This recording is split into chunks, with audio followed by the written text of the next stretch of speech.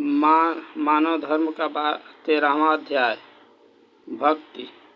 भक्ति आध्यात्मिक आस्था रखने वाला एक भावना है जिसमें व्यक्ति या जीव सत्कर्मों द्वारा प्रेम पूर्वक आध्यात्मिक शक्तियों को अपने वश में या खुद आध्यात्मिक शक्तियों के वश में हो जाता है।